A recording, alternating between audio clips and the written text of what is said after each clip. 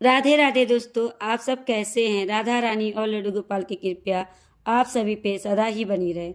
मकर संक्रांत आने वाली है। मकर संक्रांत का आप सभी को हार्दिक हार्दिक शुभकामना।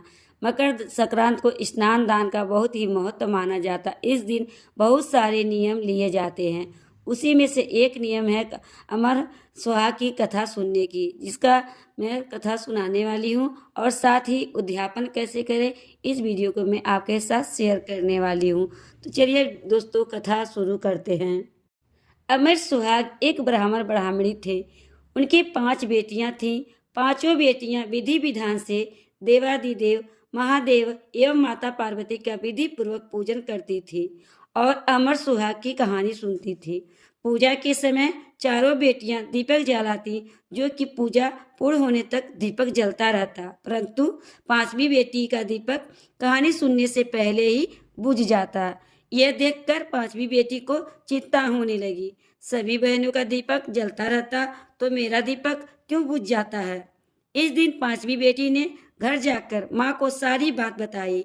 तब माँ ने कहा, बेटा, इसमें चिंता की कोई बात नहीं है। कल तू दीपक में अधिक घी डालना। बेटी ऐसा करने लगी। कुछ समय पश्चात ब्राह्मण ने 5 बेटियों का विवाह कर दिया।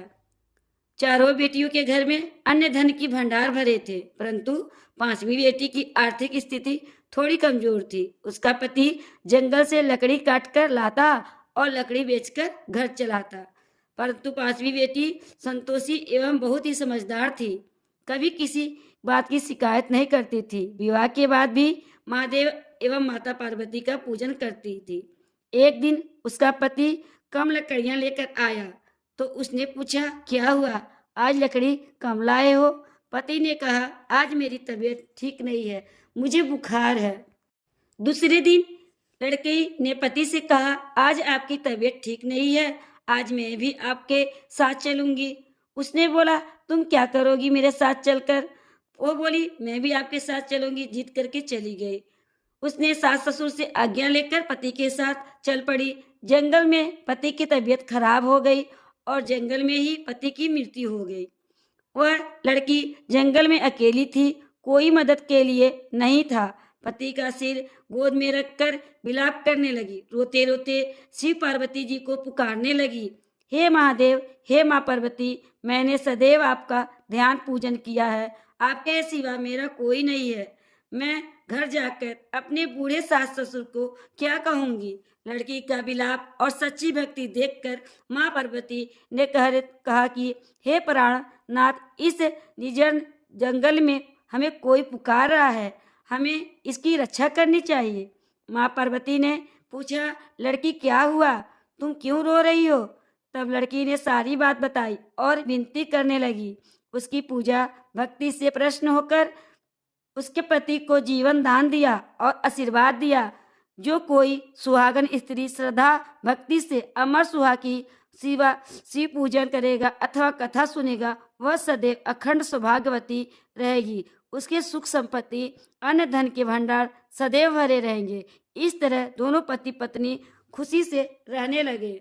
तो दोस्तों, यह थी अमर सुहाग की कथा। तो दोस्तों, इस तरह हर महीने के 14 तारीख को इस कथा को सुनना है, मकर संक्रांति से लेकर मकर संक्रांति तक। फिर जब तक साल पूरा हो जाएगा तो हमें इसका उद्यापन करना है। उद्यापन करने के लिए हमें 5 स्टील की कटोरियाँ चाहिए, 5 चूड़ियाँ, मौली, सिंदूर, बिंदी, काजल, 5 ब्लाउज पीस। श्रद्धा अनुसार सुहाग सामग्री बढ़ा सकते हैं। सामर्थ्य के अनुसार कुछ रुपए रख ले।